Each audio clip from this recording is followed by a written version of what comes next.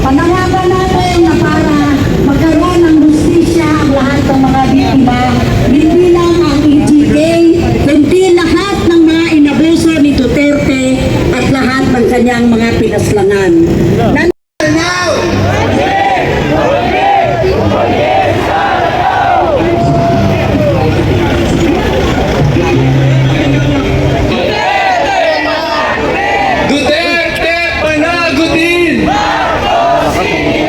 Sara litisin, convict Sara now!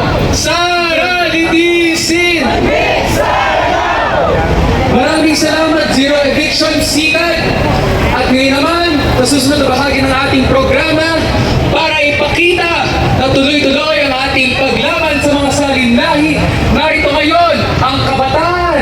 Kaya mula sa Kabataan Party List, tinatawagan natin si Rene Co.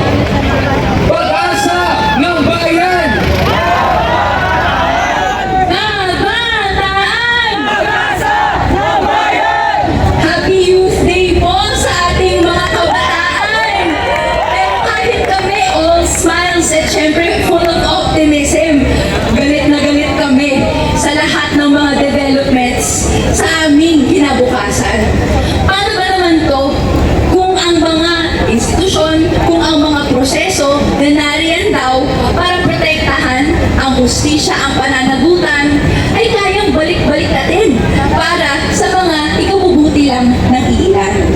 Andito tayong lahat para bantayan ang Korte Suprema. Andito tayong lahat dahil may nakita tayong developments na nasa kanila ngayon ang bola para improve nila ang sarili nila na muling kakampi nila ang taong bayan. So tayo, sa Makabayan Block, ang Kabataan Party List at Teachers Party List, nag-file tayo ng motion for reconsideration doon sa kanilang desisyon sa Duterte versus House of Representatives, kung saan sabi nila no, null and void ang mga proceedings so far dahil walang jurisdiction ang Senate sa impeachment complaint at dahil dito immediately executory yung pagbabasura ng process ng impeachment complaint. Hindi lang tayo ang nag-file ng motion for reconsideration.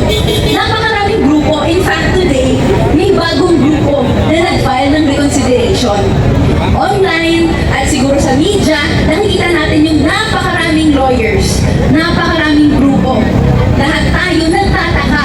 Bakit ito ang naging ruling ng Korte Suprema? Bakit din ganito ang pagtingin ng Senado doon sa kanilang mandato na kaya nila at sila lang sole arbiter ng impeachment trial? At ganito sila willing na ibasura, na i-sweep under the rug yung kanilang tungkulin. Ano ba ang ibig sabihin ng rekonsiderasyon? Ibig sabihin nito, magkakain tayo ng petisyon at ang Korte Suprema, kung sangayon ang lahat ng mga final natin, dapat nilang i-review yung kanilang arguments. I-review yung arguments ng mga partido, tignan ulit yung mga ebidensya, at maaari, i-reaffirm nila yung decision na nilabas nila, pwede rin nilang baliktarin. So, siguro, pag tignan natin sa kasaysayan, ano ang instances na, gaya nga dito sa aming reverse uno card, na reverse ng Supreme Court yung kanilang mga desisyon? Kung titignan natin ang kasaysayan, iilan lang talaga ang mga desisyon nag-reverse. Meron pa dito na aspeto na gagawin nila yon because of intense public pressure. Pero more often than not, ang kung ano mang ang na-decide na ng Supreme Court, ganito din yung isa-file nila or ang susunod na magiging desisyon nila sa mga susunod na araw. Kaya dito, ano ngayon yung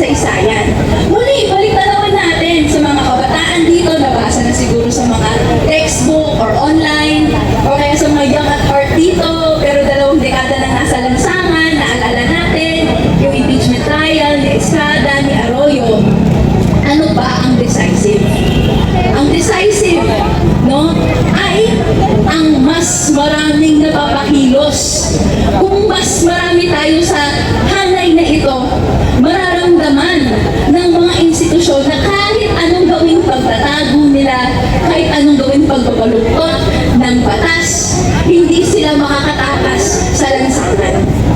Kaya ang hamon sa atin at tinatanggap natin ang hapon ni Sister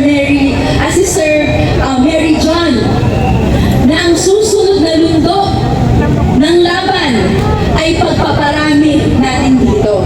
Sa pagpaparami natin, marireverse at magparamdaman ng Supreme Court ang pressure na i-reverse ang kanilang desisyon. Mararamdaman ng Senado na hindi nila pwedeng itago ang mga sala ni Sara Duterte. At mararamdaman ni Sara Duterte na ang kanyang prospects for 2028 o kung anumang suporta na yan ay kailangan munang gumaan sa paghahatol ng taong bayan sa kanyang korupsyon, sa pagtago ng 612.5 confidential funds at iba't ibang pamamaraan na binubusabos at pinapaliit ang mga panawagan ng Estado ng mga iba't ibang sektor. Kaya po, ngayong International Youth Day, ngayong National Youth Day, ang kabataan dito ay nilahamon na dalhin ang kanilang mga classroom, dalhin ang kanilang mga organisasyon, ang kanilang mga pamilya, lahat ng kilala natin para dito magkaisa sa susunod na lundo ng laban. At tuloy-tuloy tayo hanggang makamit ang tunay na katarungan. Hanggat ang public pressure ay mag-reach ng isang point na hindi nila makikita na acceptable sa taong bayan yung patuloy na pag-ignore ng mga panawagan ng tao. Kaya kailangan malakas tayo. Kailangan ang pagsigaw natin ng conviction, nagpapatuloy ng trial ay umabot doon sa mga chambers ng Supreme Court. So gusto natin mas malakas Bilhin mo yung picture mo, sa kuya. ating panawagan na ituloy ang impeachment at ilitisin si Sara. Sige, gusto natin abot sa Supreme Court, ha? Impeachment ituloy! Isip pa, mas malakas. Impeachment ituloy! Sara Panagutin! Impeachment ituloy! Impeachment ituloy! Sara Panagutin! Impeachment ituloy! Impeachment ituloy! Sara Panagutin! Impeachment ituloy! Maraming salamat po. Impeachment ituloy! Sara Panagutin! Sara Panagutin! Impeachment ituloy! Narito mga kasamang mga kabataan na patuloy na lumalaban para sa ating mga karapatan at para sa katarungan. Ngayon naman sa puntong ito, tinatawagan naman natin si Pat Raha mula sa SPARC.